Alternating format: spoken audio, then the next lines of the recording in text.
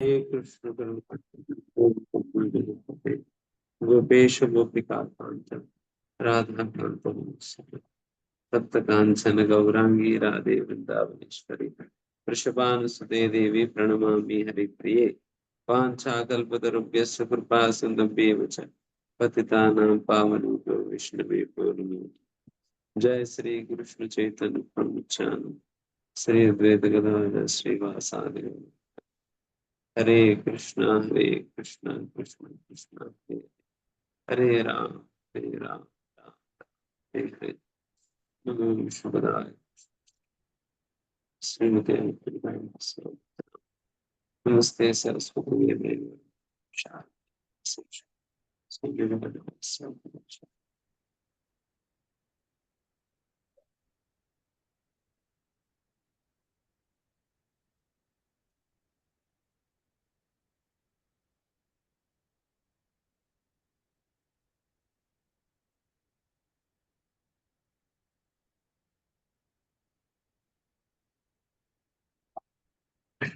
वो भी। यस, हम क्या पढ़ रहे थे तो वो शुरू कर सकते। हरे कृष्णा प्रभु जी हम लोग अध्याय 4 और श्लोका 3 से आज पढ़ेंगे। अध्याय 4 का श्लोका 3 आदि लीला। ओके, यस पढ़िए। जी प्रभु जी। চতুর্থ শ্লোকের অর্থ কইল বিবরণ, পঞ্চম শ্লোকের অর্থ শুনো ভক্তগণ। अनुवाद। मैंने चतुर्थ श्लोक के अर्थ का वर्णन किया है। अब हे भक्तों, कृपा करके पांचवें श्लोक की व्याख्या सुनो।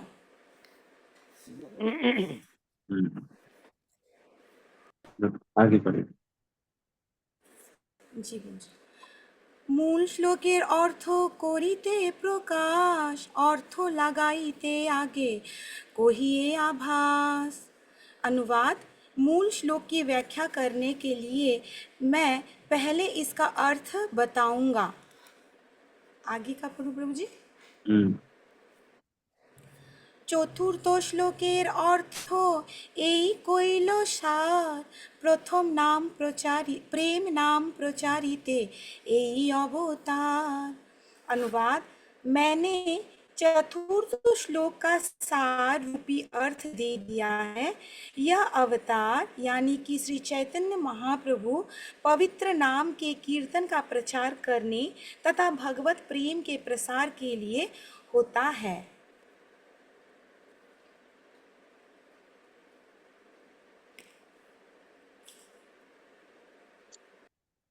हाँ, आप लोगों को पता है मतलब कौन सा श्लोका का विषय में यहाँ पर बात किया जा रहा है?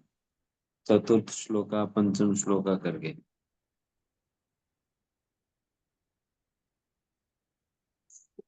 नहीं पता है? ये शुरुआत में जो मंगलाचरण जो पढ़ाए गए हैं, तो उस मंगलाचरण के अंतर्गत एक एक श्लोका का विवरण जो है पुनः कृष्णदास कविराज गोस्वामी इन अध्याय में दे रहे हैं। तो उस प्रकार से देते देते चौथा श्लोका का अर्थ कृष्णदास कविराज गोस्वामी ने चर्चा किया है। अभी पांचवा श्लोक का चर्चा कर रहे हैं। ये पूरा मंगलाचरण जो शायद 13 श्लोकाज है, उसमें इन श्लोकास का अभी उन श्लोकों में पांचवा श्लोका का अभी अर्थ बता रहे। यस पढ़िए।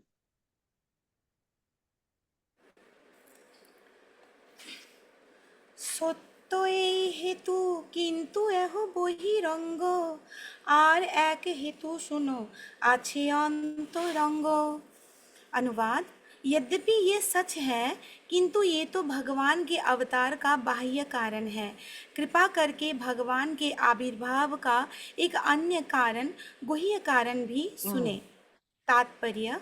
इस ग्रंथ की तीसरे अध्याय के चौथे श्लोक में स्पष्ट कहा गया है कि चैतन्य महाप्रभु कृष्ण प्रेम तथा उनके दिव्य पवित्र नाम हरे कृष्ण के कीर्तन को वितरित करने के लिए अवतरित हुए। ये उनके आविर्भाव का गौण प्रयोजन था। वास्तविक प्रयोजन भिन्न है, जैसा कि हम इस अध्याय में देखेंगे।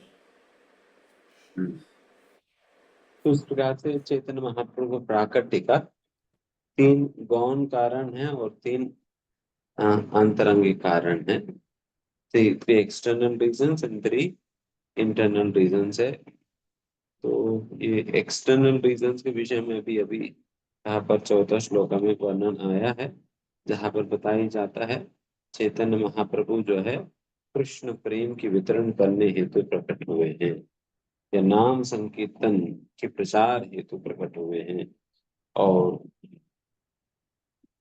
धर्म की स्थापना करने हेतु। जैसा होता है ना, भगवान के प्राकट्य का कारण बताया था, परित्राणाय साधूनां विनाशाय च दुष्कृतां धर्म संस्थापना होता है। उस प्रकार से धर्म संस्थापन करने हेतु चैतन्य महाप्रभु का प्राकट्य हुआ है। कौन से धर्म की स्थापना किया? संकीर्तन धर्म की स्थापना किया। तो इस प्रकार से संकीर्तन धर्म की स्थापना करने हेतु या प्रेम की वितरण करने हेतु चैतन्य महाप्रभु प्राकट हुआ है करके जो कारण है, ये महाप्रभु के प्राकट्य का बहिरंगिक कारण है, एक्सटर्नल रीजन है। ये गौण कारण है, मूल कारण नहीं, ओरिजिनल रीजन नहीं, या इंटरनल रीजन नहीं है। इंटरनल रीजंस क्या क्या है? तीन रीजंस है। वो तीन रीजंस इस अध्याय के अंतर्गत चर्चा होंगे। इंटरनल रीजंस वैसा हम पिछले बार हम लोगों ने चर्चा किया है, वैसा मतलब चर्चा किया मतलब डिटेल में तो नहीं, उसकी उल्लेखन तो हुआ था पिछली बार।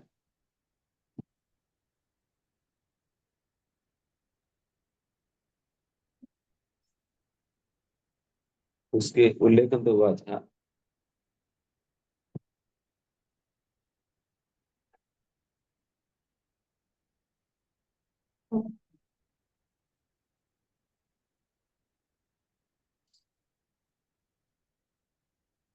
इसको याद है तीन कारण क्या है?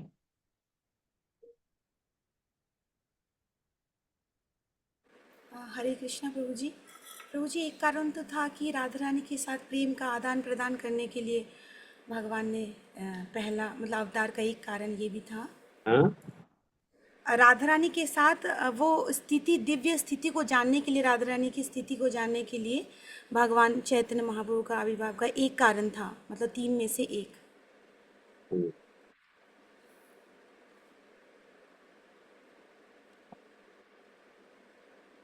हरे कृष्णा प्रभु जी। दूसरा कारण था माधुर्य रस को समझना। ठीक है। और तीसरा, हाँ, जो राधा रानी के जो आस्वादन लेती है, उसको उसका उस राधा रानी का आस्वादन को भोग करना, जितने जो तीसरा कारण है।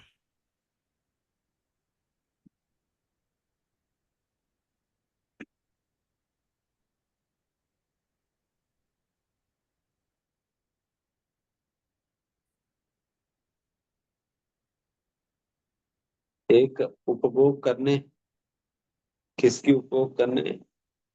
जो आनंद की आस्वादन जो राधा रानी करती है, उस आनंद को उपभोग करने भगवान कृष्ण कृपा करते। एंड एक जानने के लिए, क्या जानने?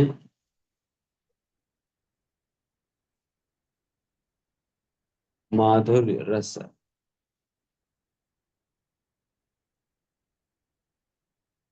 को जानने हेतु प्रकट होते।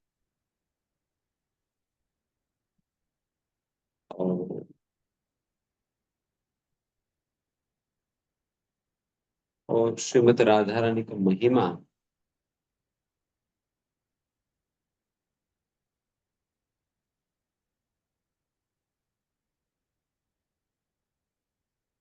को समझने के लिए भी तो इस प्रकार से ये 3 कारण है। वैसे इन चीजों के विषय में बहुत ही डिटेल में इस अध्याय में चर्चा होगा, तब में भी सभी लोग याद हो जाएंगे। एक तो महिमा के संबंध में, एक तो सिंपली आप लोग ऐसा याद रख सकते हैं, एक तो महिमा के संबंध में है, एक तो माधुर्य रस के संबंध में, एंड तीसरा आनंद के संबंध।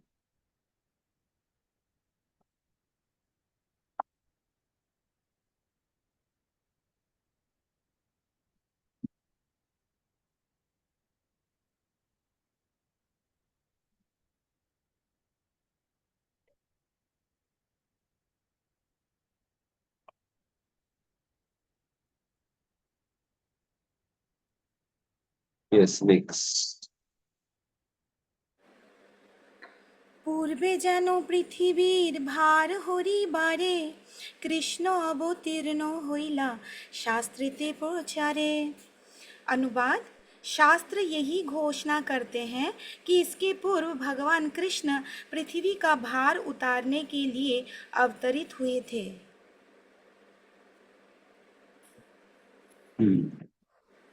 ये भी कौन कारण है?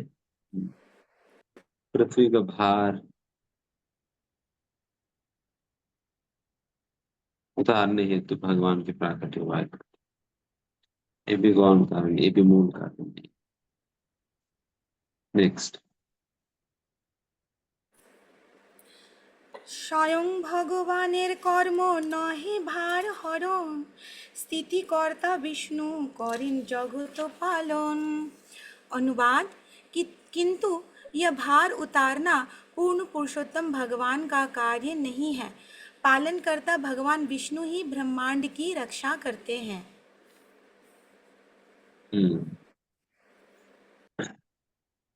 तो इस प्रकार से पृथ्वी के भार उतारने हेतु स्वयं भगवान कृष्ण को आने की कोई जरूरत नहीं, बल्कि विष्णु भी ये कार्य करने में सामर्थ्य है।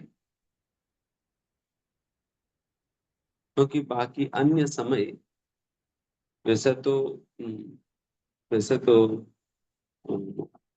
ब्रह्मा जी के एक दिन में कितने कितने प्रकार की अवतारें होती हैं। जैसे मैं पिछली बार बताया था, 14 मनमंत्रों में 14 मनमंत्र अवतार होते हैं, हर युग में युगावतार होते हैं, और फिर लीलावतार कितने ही हैं, और शक्त्यावेश अवतार और कितने। तो इस प्रकार से इतने सारे अवतारों में से केवल एक ही अवतार है जो कि भगवान श्री कृष्ण स्वयं ही प्रकट होते हैं, क्योंकि पूरे ब्रह्मा जी के एक दिन में एक ही बार आते हैं।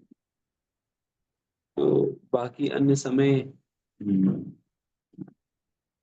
मैनेजरली सारे चीजों को संभालना विष्णु जी खुद कर लेते हैं, विष्णु जी खुद कर लेते हैं। केवल ये एक ही बात जो है, इस प्रकार से भगवान श्री कृष्ण जैसा पहले हम लोगों ने चर्चा किया है, ऐसा ब्रह्मा जी का पूरा जीवन दिन में एक बार आते हैं। तो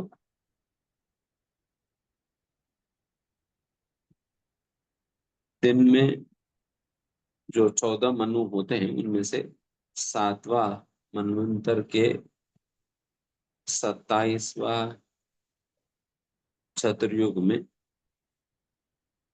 भगवान, 7वां मनवंतर के 27वां चतुर्युग में, तो अभी एग्जैक्टली वही चल रहे हैं। एंड जिस द्वापर में भगवान श्री कृष्ण आते हैं, उसका अगला आने वाली कलयुग में चैतन्य महाप्रभु आते हैं, चैतन्य महाप्रभु आते हैं, जो कि स्वयं श्री कृष्ण चैतन्य महाप्रभु। और बाकी अन्य कलयुगों में गौर नारायण की अवतार होता है, गौर नारायण का अवतार होता है बाकी अन्य कलयुग में। इसलिए ये कलयुग जो है बहुत ही विशेष कलयुग होने के कारण इस कलयुग को धन्य कलयुग कहा जाता है, धन्य कलयुग कहा जाता है, बिकॉज इस युग में वैसा 1000 कलयुग आते हैं। ब्रह्मा जी के एक दिन में 1000 कलयुग आते हैं। उन 1000 कलयुगों में से यही एक कलयुग है जिस कलयुग में स्वयं श्री कृष्ण चैतन्य महाप्रभु आते हैं, जिस कारण इस कलयुग को धन्य कलयुग है ना। तो वैसा हम सभी लोग सौभाग्य है कि वैसा जो चैतन्य महाप्रभु प्रकट होकर केवल 500 साल ही बीते, हम लोग आगे 500 साल ही बीते, बहुत हमारे निकट में ही चैतन्य महाप्रभु हैं, अभी बिल्कुल फ्रेश फ्रेश ही है।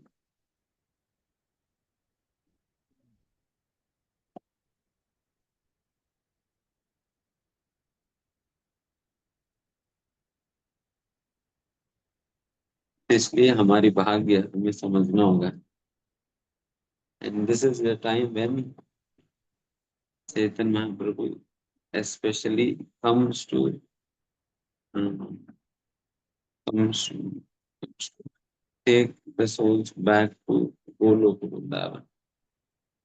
गोलोक वृंदावन तक पहुंचाने के लिए विशेषतः चैतन्य महाप्रभु कुछ विशेष योगदान या विशेष व्यवस्था करते हैं। धन्य कलयुग में ही ये स्वर्णिम स्वर्णिम युग आता है, स्वर्णिम युग, गोल्डन एज,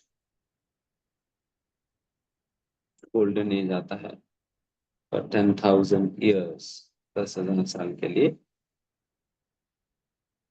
जिस समय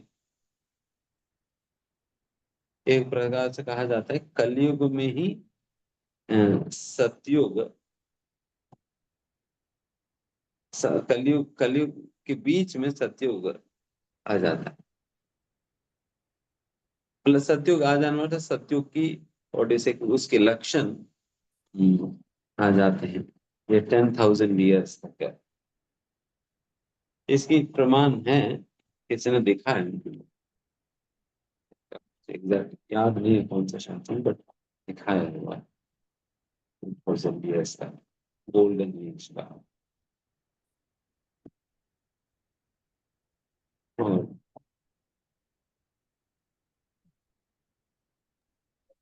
हरे कृष्णा प्रभु जी, सॉरी प्रभु जी, मुझे समझ में नहीं आया। आप पूछ रहे हैं कि अभी कलयुग में सतयुग का अनुभव होता है, ऐसा किसी ने देखा है, ऐसा आप पूछ रहे हैं या कुछ बता रहे हैं? सॉरी, मुझे समझ नहीं आया।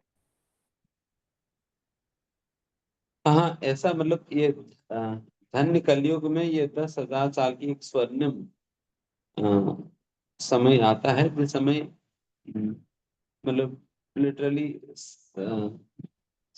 सतयुग वाला स्थिति जैसा ही थोड़ा बहुत, नॉट एग्जैक्टली, थोड़ा बहुत उस प्रकार का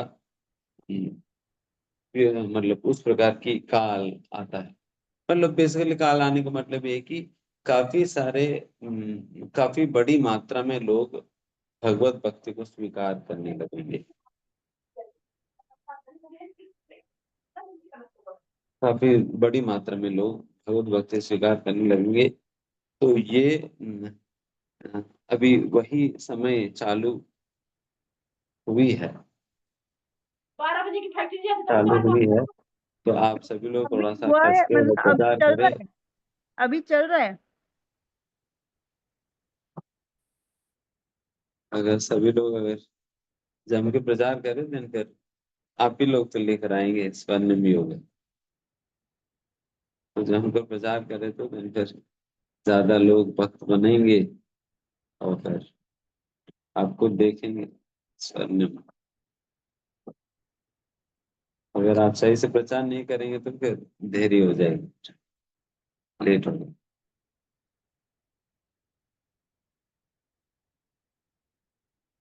तो ऐसा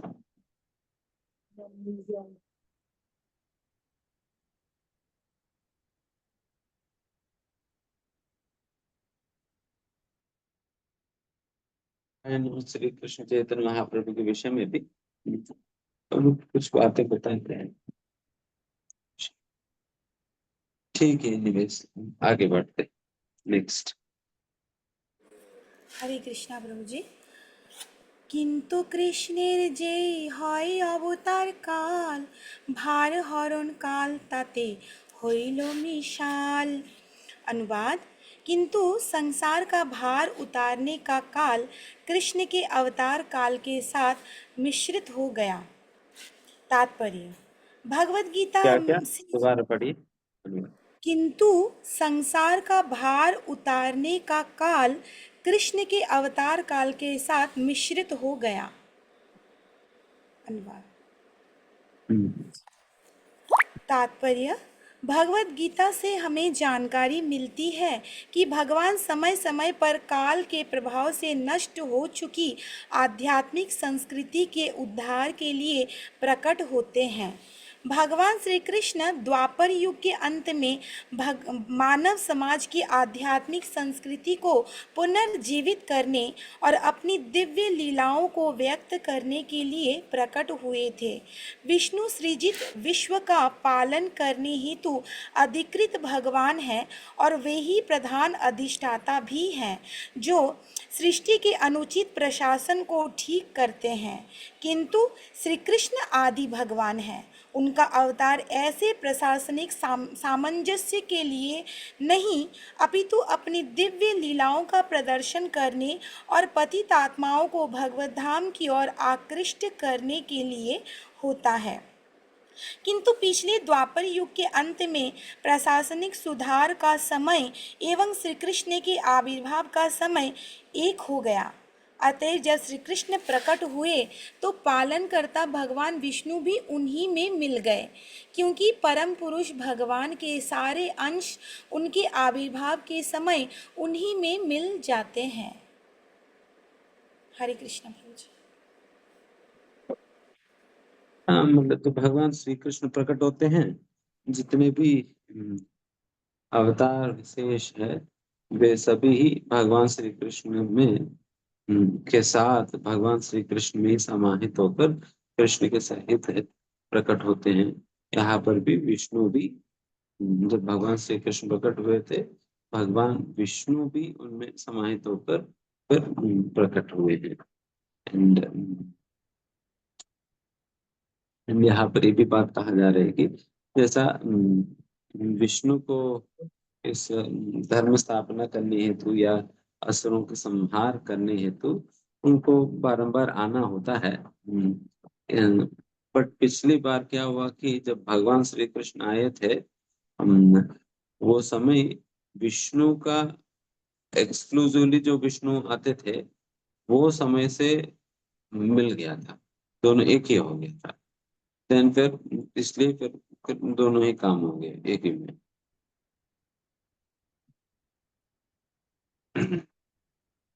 तो उस प्रकार से इसलिए फिर ये भी बात बताई जाता है कि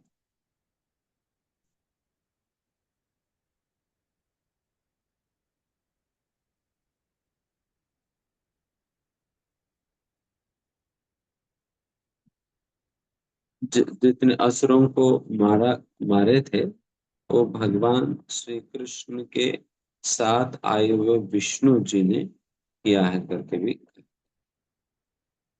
अंडरस्टैंड।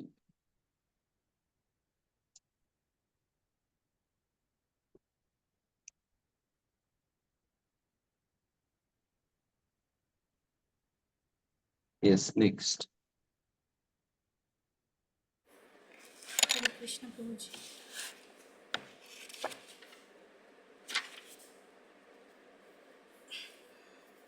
পূর্ণ ভগবান অবতারের যেই কালে আর সব अवतार ताते आसी मिले।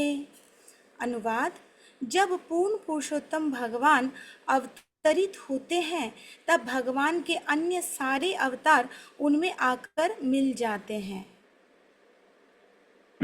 अभी अभी जो हमने बताया, जब भगवान आते हैं उनमें सारे अवतार मिलकर आते हैं। यस। नारायण चतुर्भुज मत्स्य अवतार যোগ মন্বন্তর অবতার যত আছে আর সবে আসি কৃষ্ণ অঙ্গে হয় অবতীর্ণ ও ওইছে অবতারে কৃষ্ণ भगवान पूर्ण।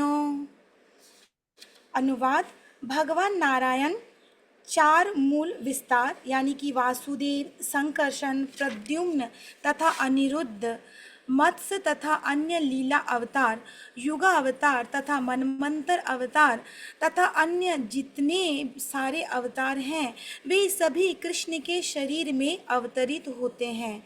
इस प्रकार पूर्ण भगवान साक्षात श्री कृष्ण प्रकट होते हैं। यहाँ पर जितने भी प्रकार के अवतार हैं वो सारे अवतार, एक मिनट,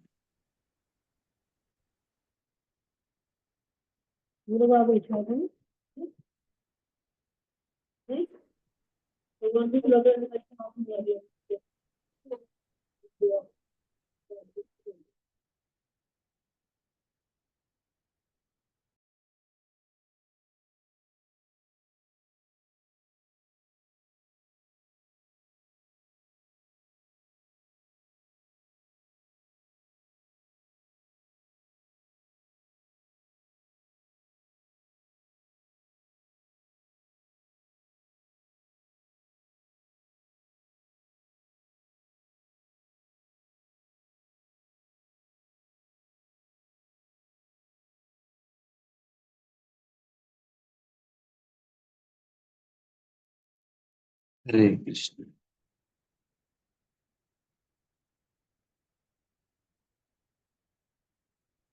हाँ,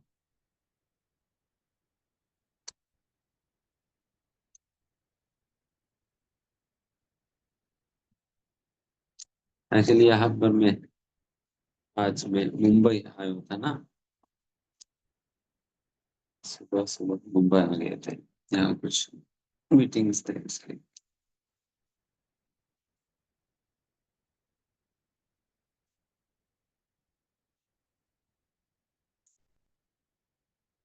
यहाँ आज हम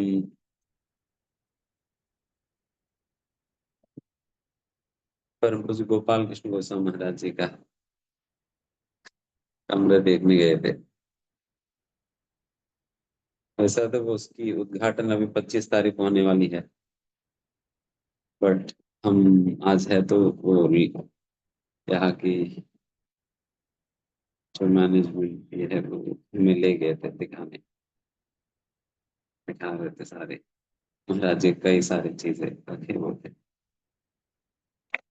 मुझे पता नहीं था महाराज जी को ऑनरेरी डॉक्टरेट मिला होगा, ऑनरेरी डॉक्टरेट मिला हुआ है, यूनिवर्सिटी ने 2014 में दिया है।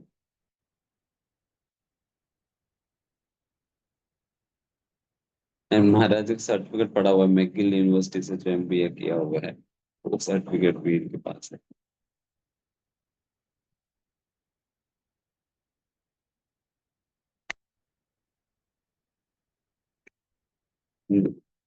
एक दिखाए थे वो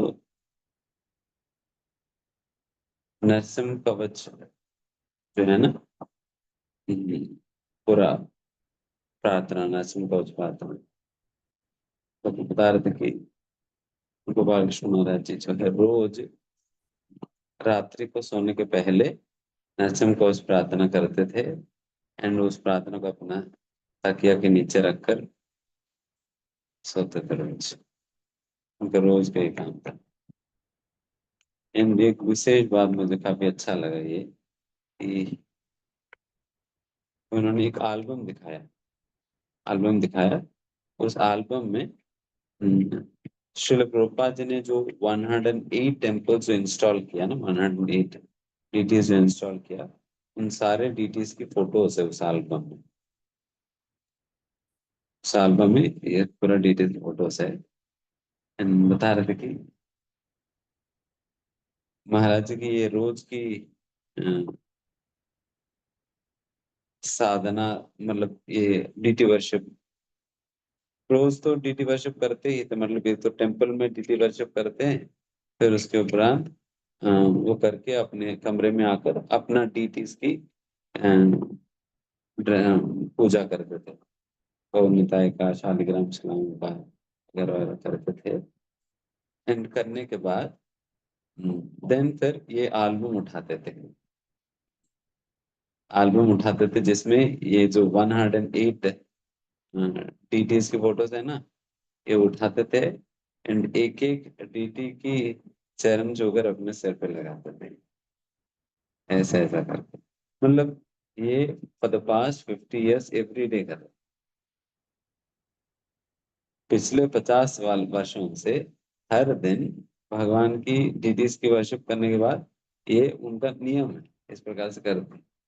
नहीं, मेरे प्रभुपाद जी ने इंस्टॉल किया है करके,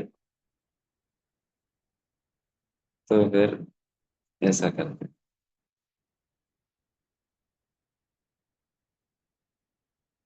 सही में वो लोग, ये लोग कितने मानते हैं प्रभुपाद जी को।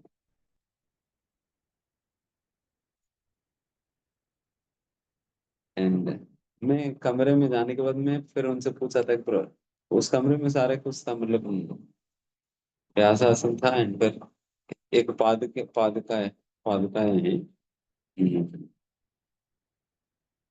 जिन पादुकाओं को महाराज को बस 1 सेकंड के लिए पहनाया गया, वो सिल्वर का बने हुए। एंड जब महाराज को दिया गया तो फिर महाराज ने मना कर दिया, बट फिर इन भक्तों ने जबरदस्त किया, नहीं महाराज आप बस 1 सेकंड के लिए पहन कर निकाल दीजिए। तो बस 1 सेकंड के लिए पहनाया एंड उसी 1 सेकंड में फोटो खींच लिया भक्तों ने। एंड वो फोटो वहां पर रखे थे एंड वो पादुकाएं अभी यहाँ पर है। एंड फिर वो पादुकाएं फिर ये होने के बाद फिर तुरंत महाराज ने कहा कि इन पादुकाओं को आप छुपा दो, पादुकाओं को छुपा दो एंड मतलब बिल्कुल खड़े होकर उसको अंदर रखवा के लॉक करवा दिया, ताकि किसी को पता ना चले। पादुकाएं रखवा देंगे, तो अभी फिर वापस निकालो तो पादुकाएं।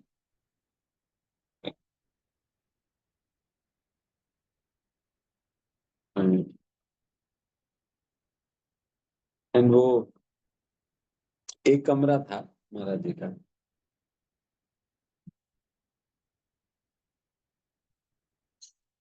बता रहे थे कि मतलब पहले, मतलब वहाँ यहाँ पर ना जो में 2 कमरे अगल बगल में है, अगल बगल में है। तो पहले महाराज जी के पास दोनों कमरे थे एंड एक कमरे में सेक्रेटरी वगैरह रहते थे। तो एक दिन महाराज जी ने कहा कि सेक्रेटरी बुलाया और सेक्रेटरी से कहा तुम ना क्या करो कि तुम हम्म, आश्रम में जाकर सो, आश्रम में जाकर सो, ये कमरा जो है रेंट पे चढ़ा देंगे। ये कमरा रेंट पे चढ़ा देते हैं, दिन का 2,000 रुपये मिल जाएगी, दिन का 2,000 रुपये मिल जाएगी, ये कमरा रेंट पे चढ़ा देंगे, तुम आश्रम में जाओ। तो आश्रम में भेज दिया और वो कमरा जो है रेंट पे चढ़ा दिया, और फिर अपने लिए फिर एक ही रूम रखे थे।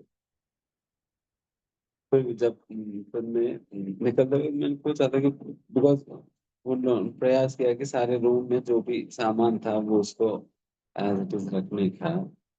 फिर मैंने पूछा प्रभु जी मतलब सारे सामान तो है, वो भगवान महाराज जी की बेड कहाँ है,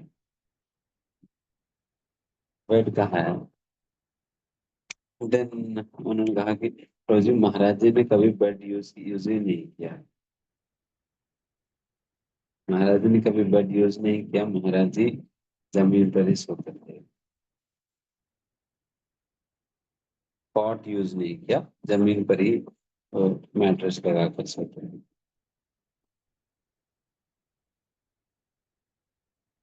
लास्ट 2-3 सालों में तब यूज किए थे थोड़ा बहुत, बट वैसा तो कभी यूज नहीं किया।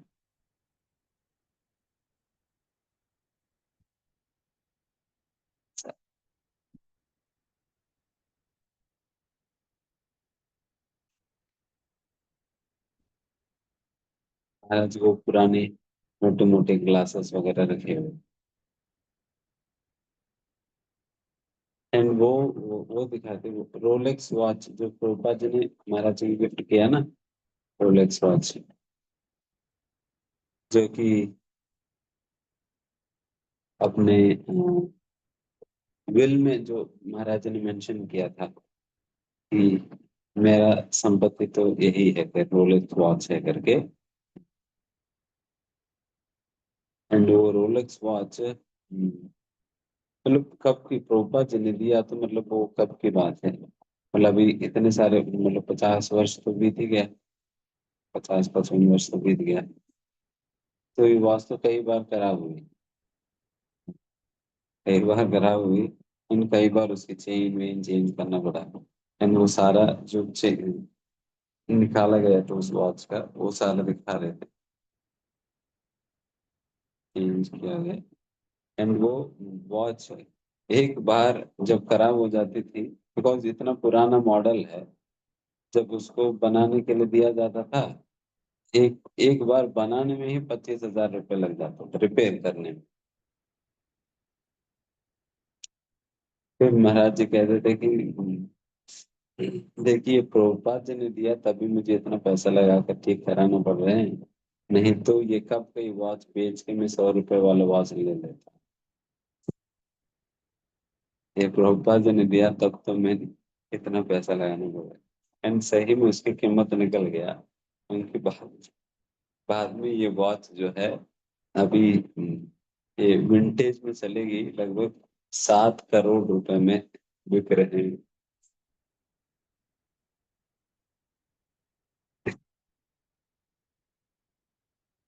वॉच।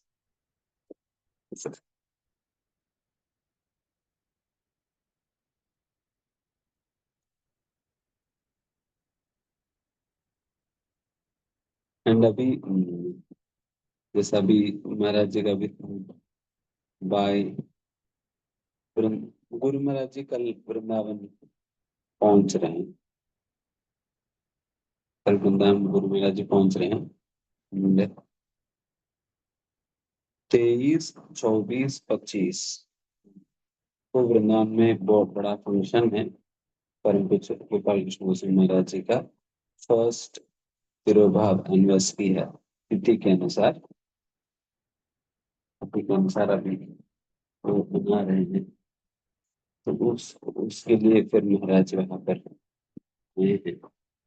एंड अभी इसी दौरान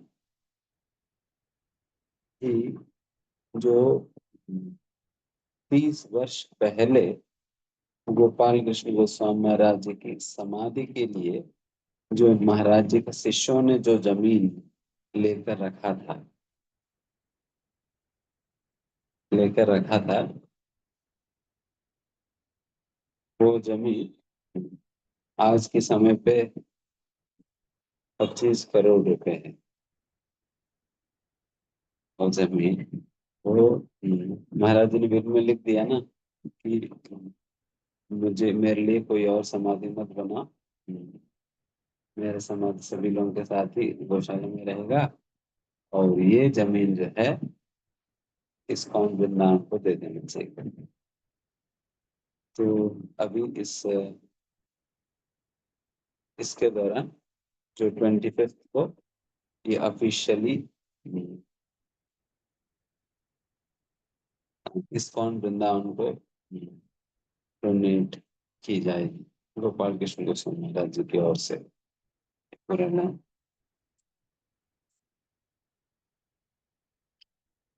ये वृंदावन मंदिर के बगल में ही है, वृंदावन मंदिर के पास में ही।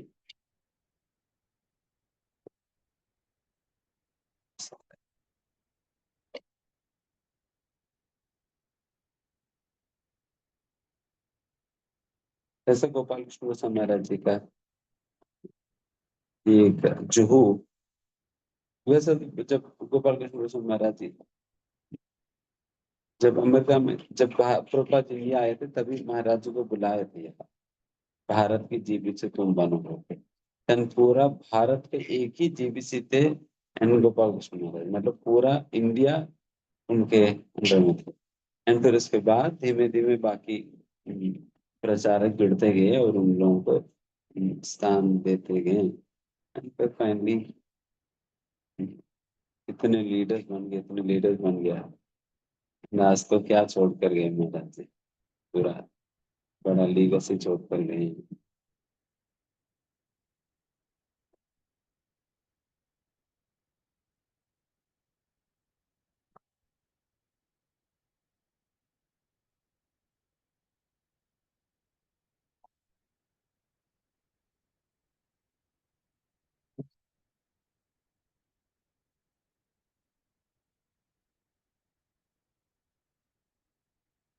बहुत कुछ किया है बाबा ने।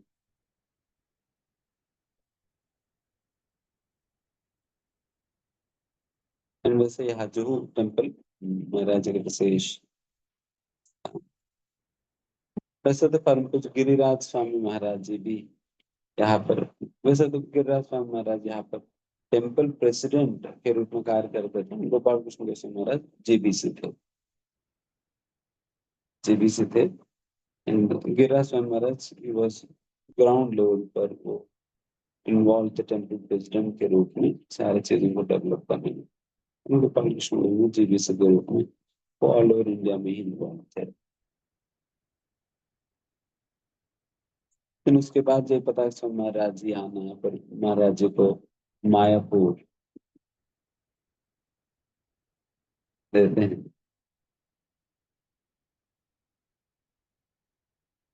मायापुर देखकर प्रोपा जी एक डायलॉग बोलते अच्छा लगा, मैं तुम्हें,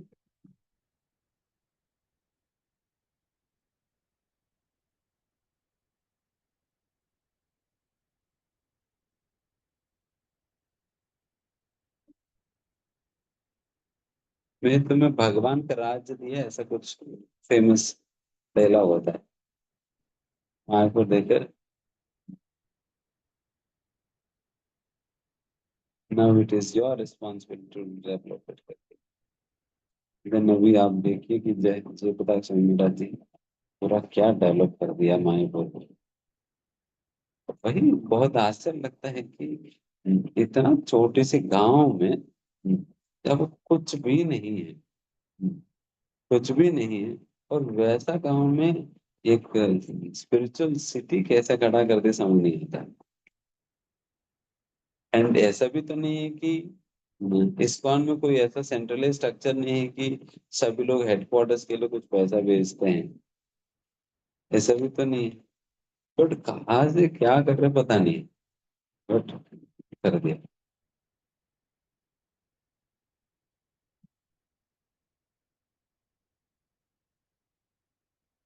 एंड सही में मन महाराज जी को इतना स्वास्थ्य आदि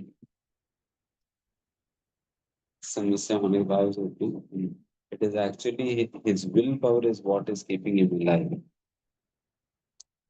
उनकी जो विल पावर है, नहीं तो डॉक्टर्स ने एक बार तो कह दिया, मतलब हमें ही समझ नहीं आ रही व्यक्ति जीवित कैसे है। हम समझ नहीं आ पा रहे कि व्यक्ति जीवित कैसे है अभी भी।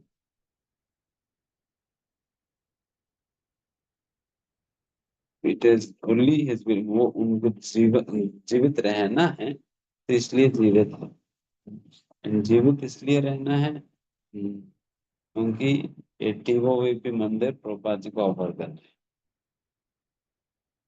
टीवी टेम्पल जो है प्रभुपाद जी को ऑफर करना है, इसके लिए जीवित रहना। सो एक प्रार्थना है कि जो महाराज जी का जो संकल्प है वो पूरा हो जाए, कि महाराज जी रहते रहते ये टीवी पूरा होकर महाराज जी की हाथों से ही प्रभुपाद जी को ऑफर हो जाए, क्योंकि इतना कुछ महाराज ने किया है।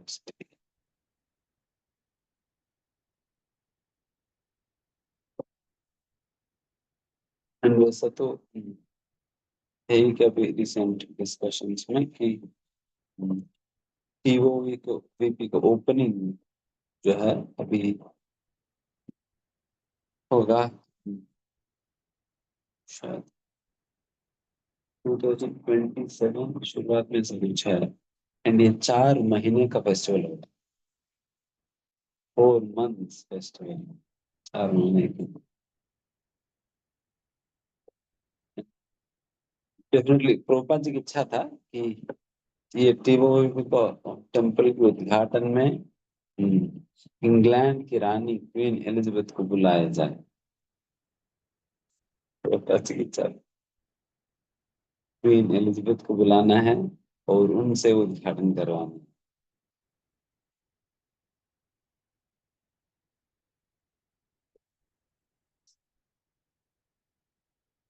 तो प्रभुपाद जी के शिष्य तो प्रभुपाद जी जितना चाहे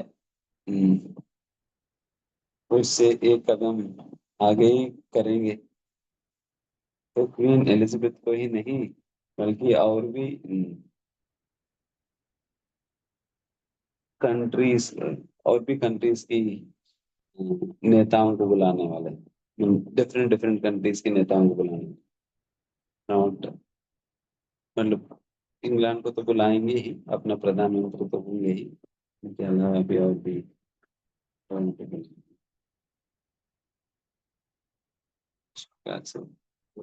राज्य ये दोनों बहुत बड़े वेणुगोपाल कृष्ण गोस्वामी महाराज, जयप्रकाश गोस्वामी महाराज, दोनों विद्यार दोनों की काफी मतलब ज्यादा driving force behind India preaching, Bharat में जो प्रचार हुई है उसके लिए बहुत बड़ा स्त्री है तो दोनों। एंड वैसे तो इसलिए वही अभी उनमें से एक कमांडर जो है वो चले गए, अभी एक बचे हैं।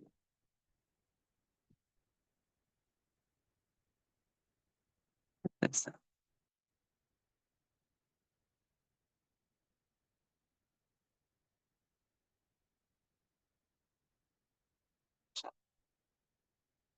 अरे वो भी कितने टाइम हो गया।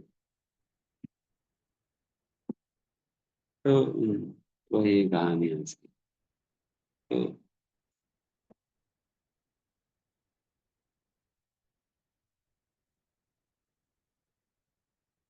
मैं देख रहा था मुंबई में ये जुहू टेम्पल, सही में अभी कितना वाइब्रेंट हो गया। और उन लोगों पर मैं सोच रहा था कि सही में प्रभुपाद ने इस जुहू टेम्पल बनाने के लिए जो सैक्रिफाइस किया है, उसके परिणाम मतलब उस समय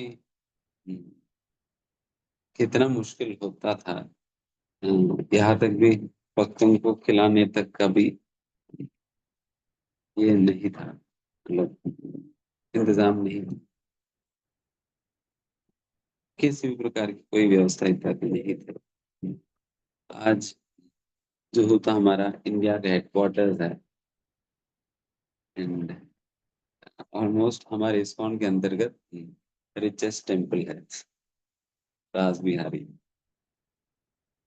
राज बिहारी जी रिचेस्ट टेम्पल है।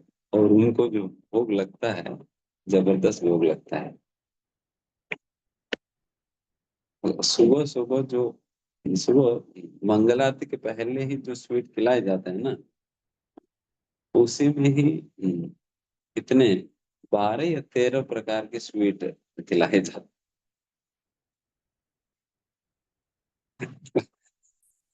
हमारा भगवान तो जबरदस्त भगवान है,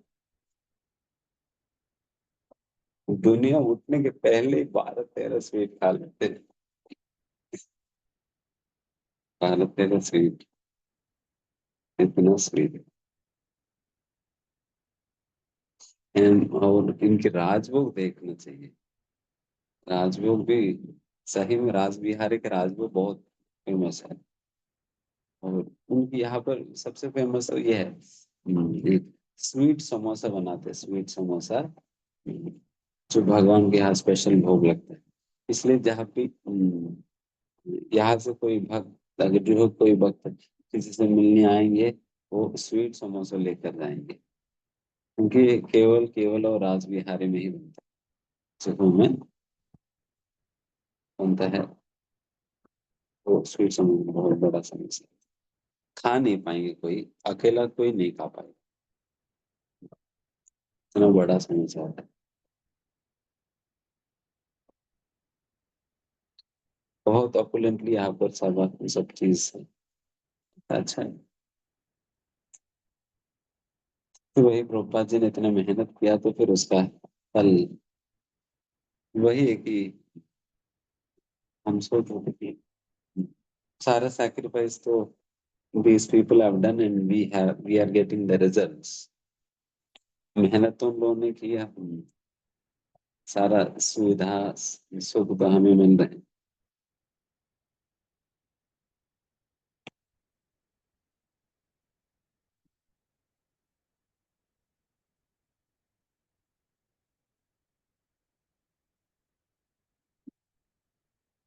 अच्छा।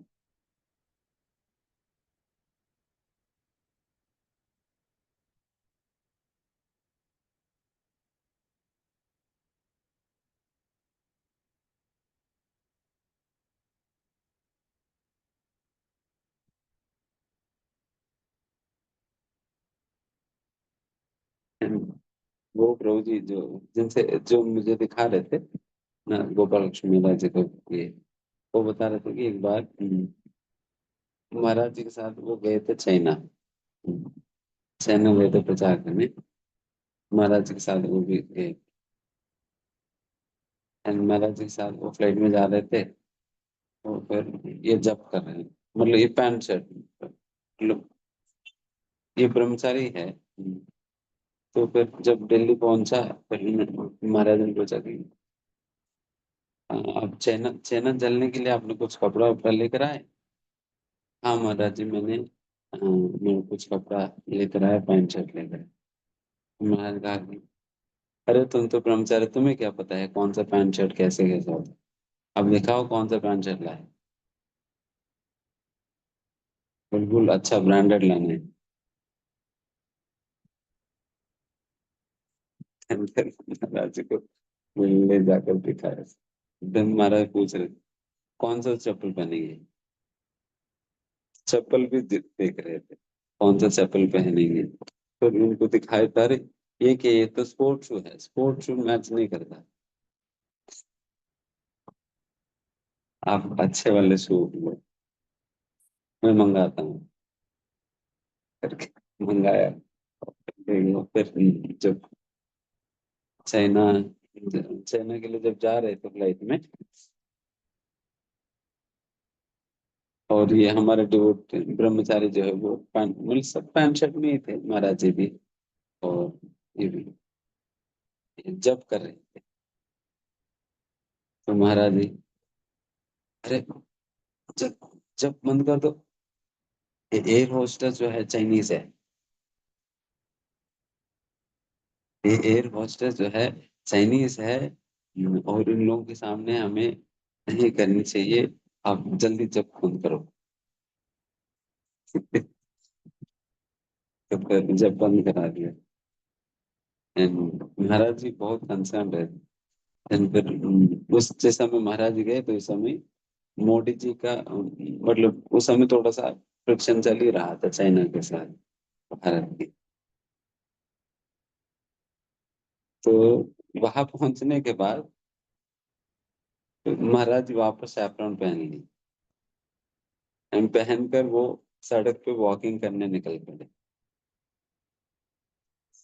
सड़क पे बस वॉकिंग करने निकल गए, और वॉकिंग कर रहे थे, वॉकिंग करते करते तो, जो ब्रह्मचारी था उनसे कह रहे थे कि अरे हम लोग तो वैसे सैफरन पहनकर घूम रहे हैं, अगर ये लोग हमें देखकर अंदर कर देते क्या होगा? ये लोग हमें अंदर करके और हमें व्हाट इज कि ये बनाकर व्हाट इज मतलब हमें विक्टिम बनाकर, अगर ये लोग मोदी जी को ब्लैकमेल करे, देखिए तुम्हारा साधु को हम लोगों ने अरेस्ट कर दिया, करके ऐसे ब्लैकमेल करे तो क्या हो जाएगी? महाराज वैसे वैसे भी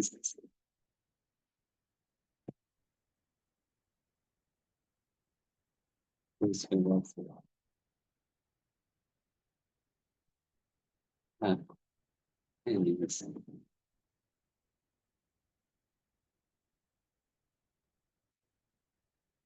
क्योंकि टाइम हो गया, यही बंद कर दी। ये भी चैतन्य चरितमृत ही है, तो बस ये भी चैतन्य महाप्रभु का ही पार्षद है, गोपाल कृष्ण महाराज जी को जय प्रताप महाराज जी है।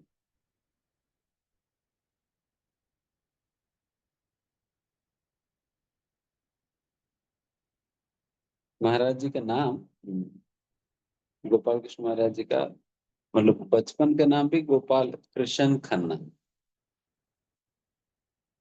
तो जनरली दीक्षा होने पर नाम चेंज हो जाता है, और संन्यास होने पर तो डेफिनेटली चेंज होगा। बट महाराज जी का दीक्षा पे भी चेंज नहीं हुआ, संन्यास पे भी चेंज नहीं हुआ। बचपन से लेकर लास्ट तक महाराज जी का नाम गोपाल कृष्ण ही रहा। गोपाल कृष्ण ही रहा। उनका सर्टिफिकेट वगैरह हम देख रहे थे, पासपोर्ट वगैरह, उसमें गोपाल कृष्ण खन्ना।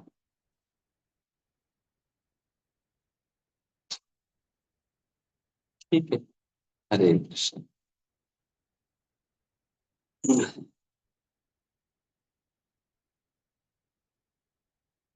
श्लोक गोपाल की जय।